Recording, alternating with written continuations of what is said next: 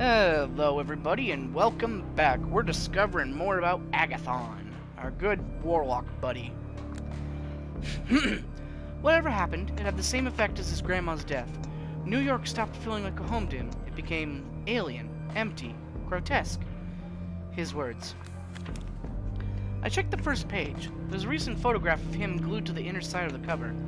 He's facing away from the camera, only showing his profile, and striking a rather dramatic pose.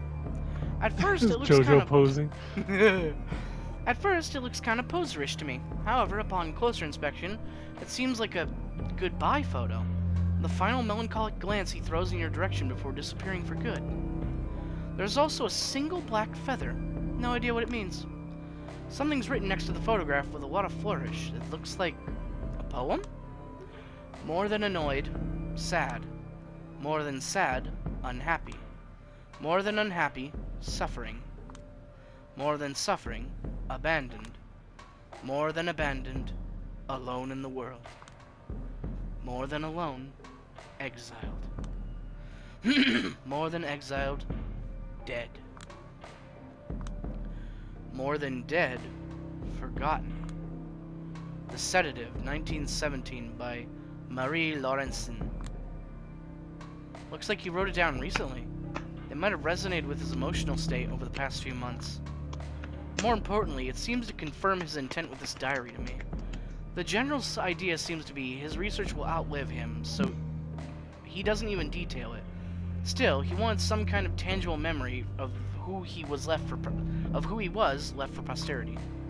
But that's not all. There's still a mystery to be solved. Quite a few of the pages towards the end are missing, but it doesn't look like they were necessarily removed to redact information. They were torn off in a way that makes it clear the paper wasn't ever used. What's more, the preceding pages are empty as well. Could it be that... That's when it happens again. I notice a bizarre shape in my peripheral vision. Yo, what's up? We get pizza? I wish. I turn to catch a glimpse as fast as possible, but it's already gone. If my heart could beat faster right now, it would be jumping out of my chest. It's discomforting. I've been seeing these apparitions ever since I turned into this. The worst part is, I feel they're always there, even as a mortal. They were there sometimes in the corner of my eye, disappearing when I tried to look directly at them, making me think it was just my mind playing tricks on me. But when you're part of the Night Clan, there are times they don't disappear. There are times they talk, and there are times they try to force you to do their bidding. And worst of all, no, I don't want to think about it right now. And worst of all, they want those funny little numbers on the back of my credit card. Oh, I see her on the wall there, casting a double shot. Yeah.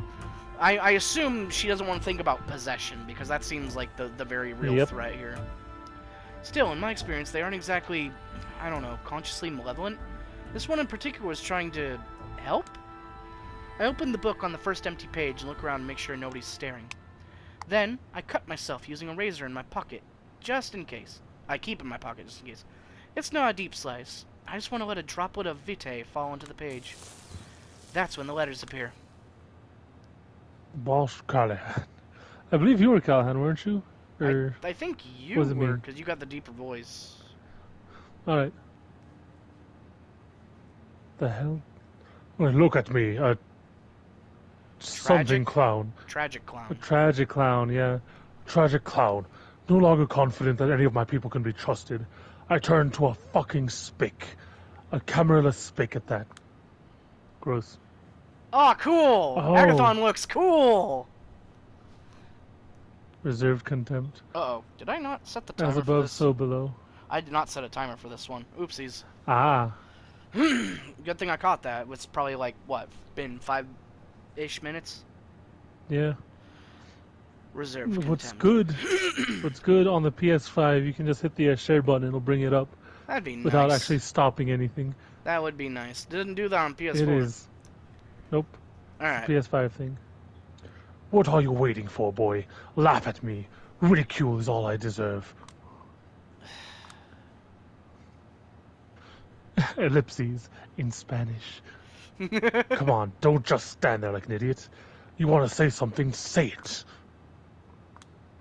What the hell? This is the last thing I expected to happen. This diary is haunted. A series of quickly changing sentences and images, composed of shadow and blood, give me a window into another reality.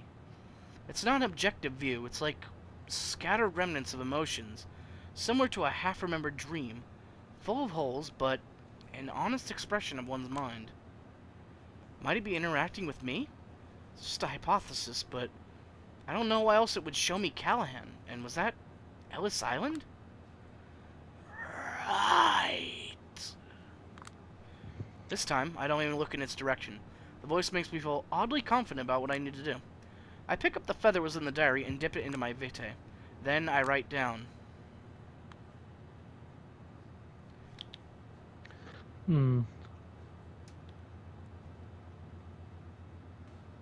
Because he was saying reserved contempt. So, if I write contempt, is that the clue?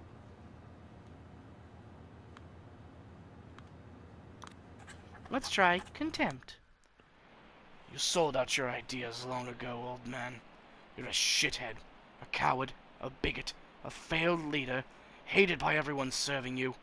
Of course I have nothing but contempt for you. Yeah. Good. Finally, some honesty. Now we can talk to each other like equals. It doesn't feel like this is the way these events took place. It's more like a way to explore Agathon's emotional truth about the way it all unfolded. In any case, the diary is reacting to me, and some shade of the truth is better than nothing. It's a handy tool, and if I use it right, I might find some clues that could aid me in my investigation. There are a few thoughts floating around in my head, like alien entities trying to make their way out. Is that also an effect of the diary's power? Let's try... death. Is it a fear of death that drove you to contact me? Don't be ridiculous. I've been ready to die since before you even came out of your mama's womb, boy. No, I feel something worse. So when you heard about their plot... Yes, I wasn't afraid it would fall and leave me for final death. I was afraid it would succeed. God damn it, what are the two of you talking about? Why did you meet? Ellis Island. Why did you pick this place to meet anyway? It's secluded, and there's something in the air here that makes all the blood magic go haywire, which is especially important. Because of me? You're still afraid I may be part of the experiment? No, because of that devil woman. Blood running cold.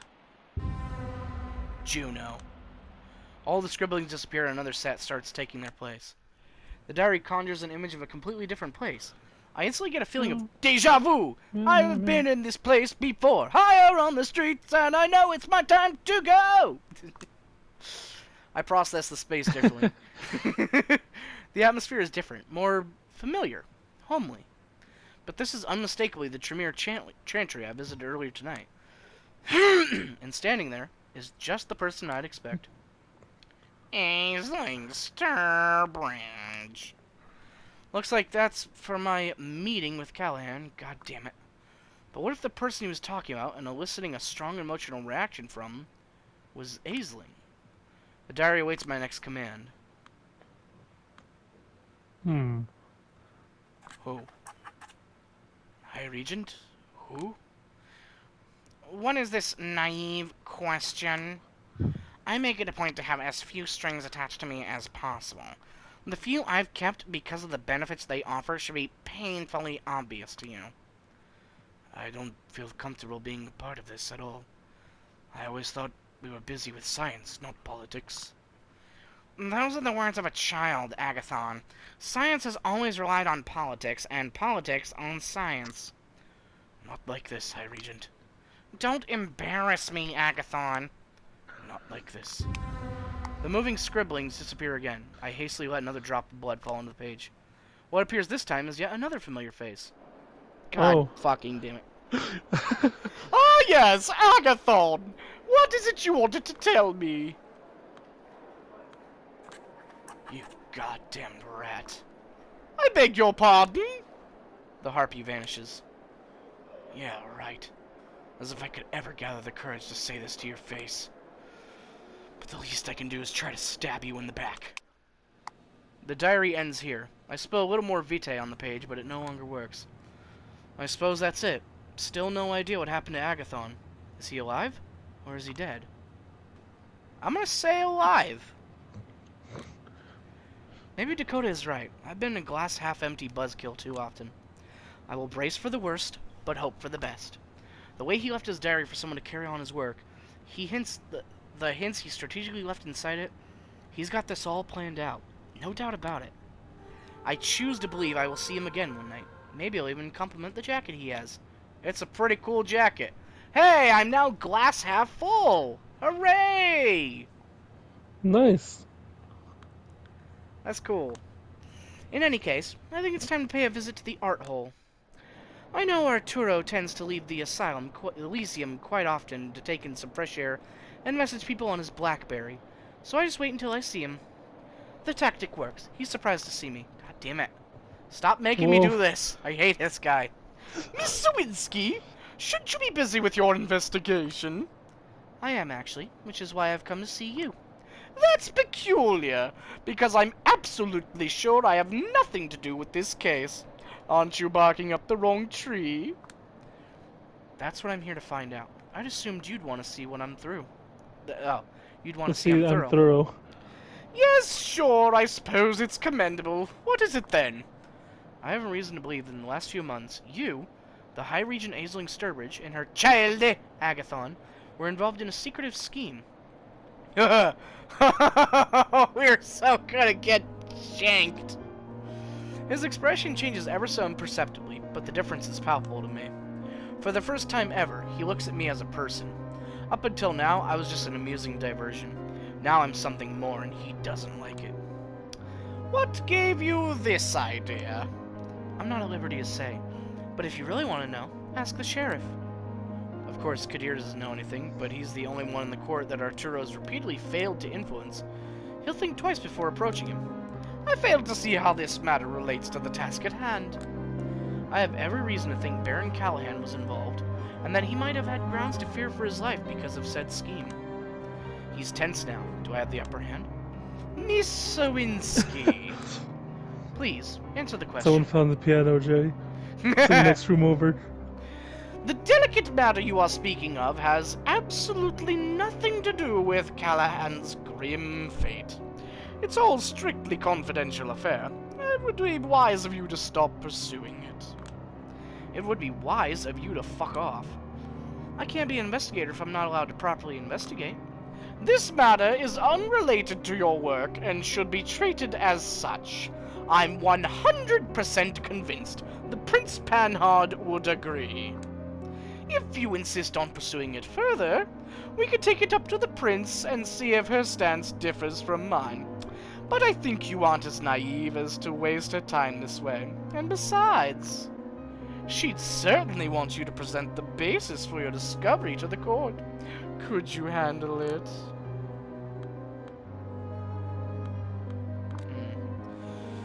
I have no response. God damn it. This is his revenge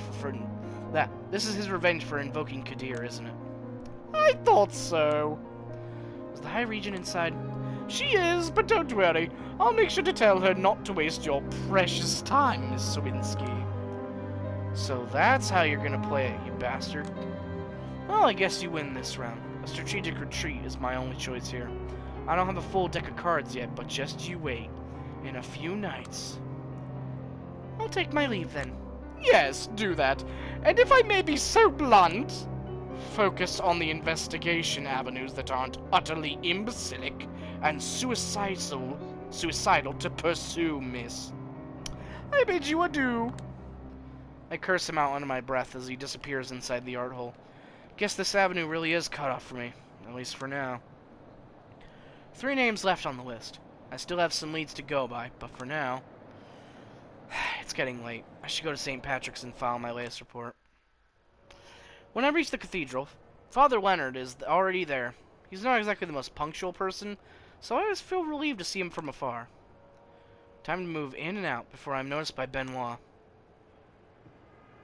Will this be all? I guess so. I rattled off most of it in a hurry on the way here. It'll come with a more exhaustive report tomorrow night. Busy? Looks that way, Father. Fucking goddamn it. Our wayward girl has finally been recognized by her superiors. Here we go again. Of course he had to sneak up on me. The same If even exact you heard about response that, as her. if even you heard about that, I guess that means every single kindred in the 5 boroughs knows. I know you're an expert when it comes to knowing who's saying what and where, but the last time we met, you promised to share that knowledge with me. Yeah, I was kind of lying. That's the 9th commandment broken, Father. Shouldn't you scold her? Don't involve me in your silly games, Benoit. The way you fall for obvious lies stems from your biggest failing in communication. And that is... You only pay attention to the what that's being said, and not the how. Oh, like when you invite someone to your party and they're like, oh, yeah, sure, I'd love to go. When that means I really don't want to. Please, please don't make me. Please don't make me say no to your face. I'll think about it.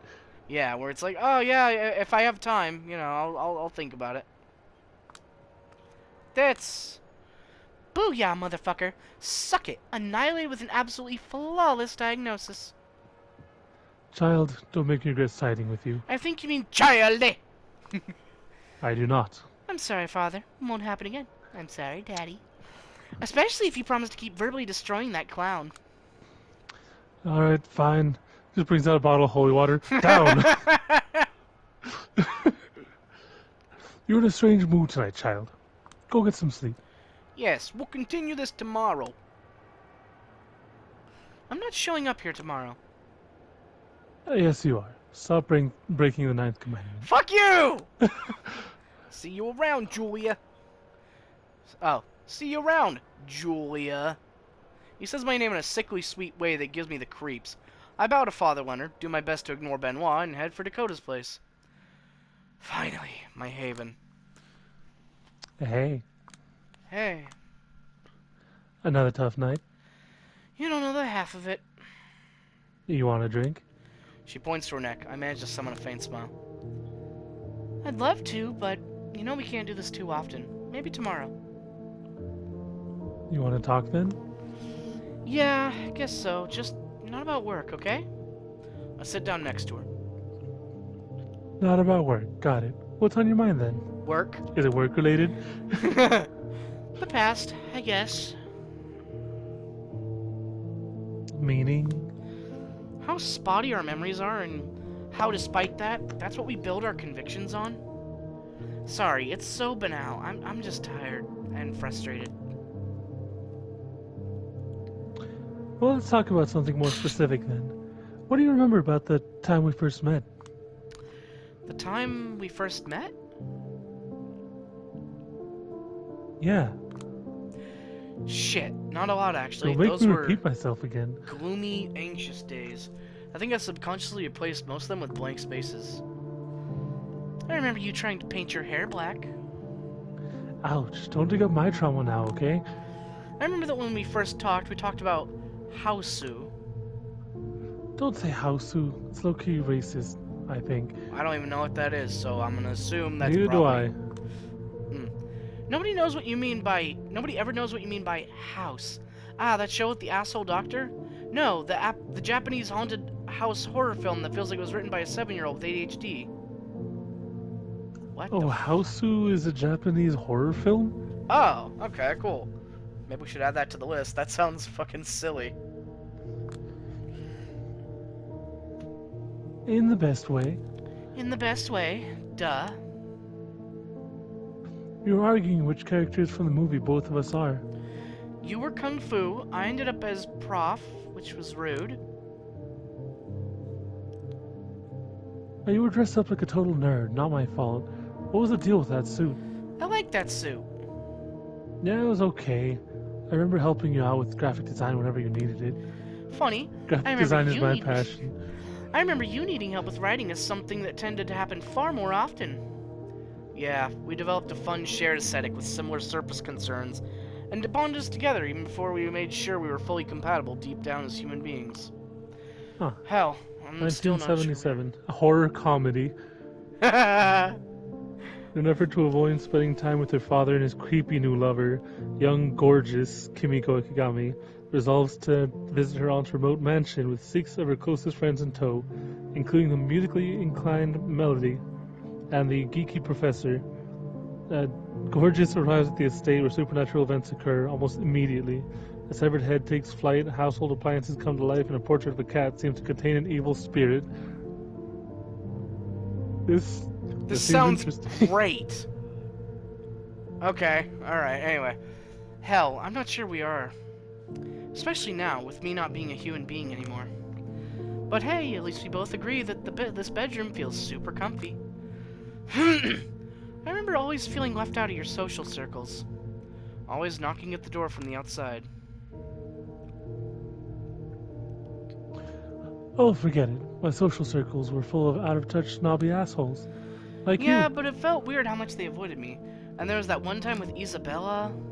All of a sudden, one thing Isabella said at the one party flashes in my mind with startling clarity. After midnight in that kitchen, without context, she just walked up to me and... She will isolate you, she will suck you dry, and she'll move on to the next target. That's the only thing she knows. Ugh, don't remind me of Isabella. She always resented me. It's been so long, and it's all baseless conjecture now, but what if? What if she really did isolate me on purpose back then? Nah, the glass is half full. The past is Schrodinger's cat, and all that. Better to believe in the positive version of events. Come to think of it, friend or foe, you won't believe they're on your side. If you don't believe they're on your side, they will know it one way or the other, and then it's 100% certain they won't be on your side. Like Batman. Maybe optimism really is the way. Yeah, forget Isabella. Like Batman. Let's just drop this talk. I'm frustrated enough. I need a reset. Sounds like a good idea. Off to sleep? Yeah, gotta get ready to go back to Hill tomorrow. Alright, I'll get back to work. You're working remotely again? Yeah, my office is going insane for so many reasons. And I'm getting cabin fever too. Get some sun. It'll be good for you. Look who's talking. Good night, sunshine. Bah. Good night. Trophy, the Vampire Diary. Oh, hey, look, that one's still here. Okay, so whatever one I don't pick is the one that gets left on the map like that. But this night we definitely need to feed, because we skipped. And, you know, she smokes. Probably be feeding on her afterwards. Maybe. And yeah, you're right, though. She does smoke. And that's an issue for vampires. Yeah, shockingly. Vampires smoking is bad. A few minutes after I wake up, I see a message slipped under the apartment's front door. Kadir? Yep, looks like he's got a short window to meet me in Queens. A few hours from now. Willets Point. A single suggestion. Get ready for action. Fine then, I will. Best way to do it would be to clear my mind. Just walk without thinking. We're watching the Terminator again. Reset the framework. Some fresh air should do it. Maybe a chance meeting with someone could get me out of this mental rut. Let me look at the world from a different angle for a while and improve my mood. Although, when it comes to improving one's mood, nothing beats some crimson red pouring down my throat. Not to mention, these cigarettes taste best with a full stomach. Stop fucking smoking! Let's go. God damn it. I'm hungry. You know what would go good with this? A smoke. You know what? I'm hungry. You know what would go... Okay, let's see. That's my table. I remember you. You're the Moon Clan lady. The one that fucked us up and betrayed us. There's no place like home, and I need a little peace. Big Beat Burger. Here I come. But wait. Who's this loon? I don't want to deal with her. I'm being tailed. Last thing I need right now is a weirdo stalker following my every step. Did I take... Okay. We need to get a drink, and this guy seems like the best opportunity. Because if we go with her, we're going to end up fighting her, and nothing good's going to come from it. I don't think we're going to end up fighting her. We're just going to end up causing more issues down the road, no doubt. Maybe. Anyway, that's all the time for today. Thank you for watching, and we'll see you later. Adios.